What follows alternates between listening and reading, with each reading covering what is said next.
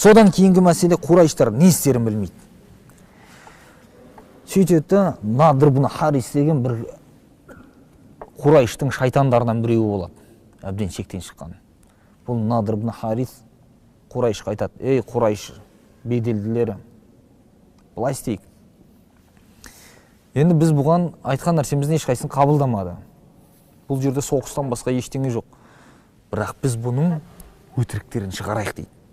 Өтірігін шығару үшін мен білетін Мадина қаласында, яғни Ясриб дейді, ол кезде яһудилер бар, сұрақтар сұрайық, немесе барып солардың пікірін алайық, не десе сол арқылы бұның өтірігін шығарайық дейді. Сөйтіп, онда сен өзің бар деп, соны өзің жібереді. Бар, біліп кел дейді, не нәрсе.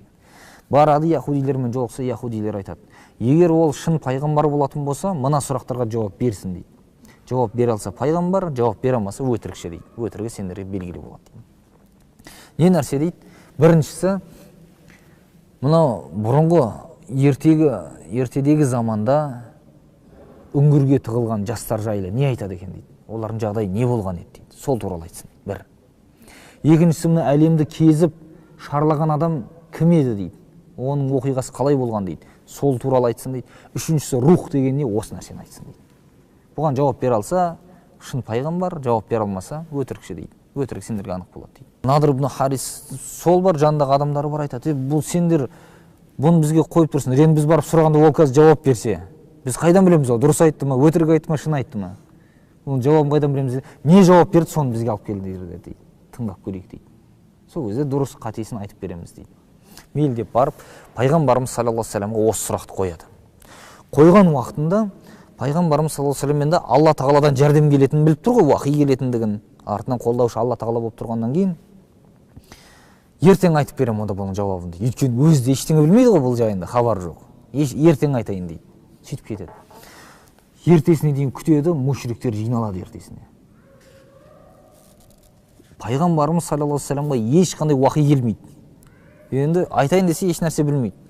Сонда: "Ей Мұхаммед, өтірігің шықты ма?" деп сыртта айқайлап жүреді адамдар. Пайғамбарымыз саллаллаху алейхи вассалам қатты қиналады, қатты қысылады. Сол уақытта Алла тағала аят түсіреді. Сол аяттың ішінде: "Иншалла" деп айтпайынша, Алла қаласа демейінше, ертең мынандай нәрсені істеймін деп айтушы болма деп аят жібереді. Ең алғашқы жіберген аяттарында. Яғни ол ертең айтамын деді ғой, Алла қаласа деген жоқ. Енді оның сенімі не болып тұр? Алла тағала маған жібереді уахи деп сенімді тұр. Соның өзінде Алла қаласа демейінше, ертең мынандай нәрсе істеймін деп айтпа деген. Бұл баршамызға үлгі. Соның үшін иншалла деп, Алла қаласа деп айту керек екендігі. Осы әмір етілді. Сөйтеді да Асхабул Кахф жайында айтылады. Кахф сүресі түсіріліп, сол жерде ол жігіттер кімдер еді, қалай патшаға қарсы болып сол жерде, яғни пұтқа табындырып жатқан патшаға қарсы болып табынбаймыз дегендіктер үшін оларға қауым болып қарсы болады. Олар қашып барып үңгірге тығылғандықтары, 300 жыл үңгірде ұйықтап қалғандықтары, оларды 300 жылдан кейін тірілткендігі Алла тағала. Сөйтіп, оларға көрсетіп, жағдайдың бәрі не болғандығын, қайтадан жандарын алғандығы жайында ұзағынан баяндайды. Кахф сүресінде. Содан кейін барып, соны оқып береді пайғамбарымыз саллаллаху алейхи вассалам. Одан кейін екінші нәрсе. Зулқарнайн жайында сұраған. Бұл Зулқарнайн туралы оған да, оның да баянын келтіреді Алла тағала. Қалай болғандығы, ол қанша жерлерді барып аралағандығы, шығысына дейін, батысына дейін жердің аралап, сол жерлерді жаулап алғандығы жайында ұзағынан хабарын береді. Тіпті Яжуж-Мажужге қарсы жаңағы мына қорғанды қойған сол екендігі. Ол мұғжизауи түрде кәдімгі Алла тағаланың қолдауымен жасағандығы. Ол туралы айтылған. Рух жайлы сұралған кезде, рух деген бұл Алланың әмірі, ол жайында сендердің ешқандай хабарларың жоқ деп, бірақ қысқаша түрде қайтарған. Осы хабарды алып яһудилерге барып айтқан уақытында яһудилер үндей алмады, мынау онда шынымен пайғамбар дейді. Ғажайып оқиғаларының баршасын айтып отыр дейді. Соны естіген кезде яһудилердің өздері айтты: "Валлахи" дейді, "ешқайсымыз бұны қабылдамаймыз" дейді. Деп бірден қарсы болған.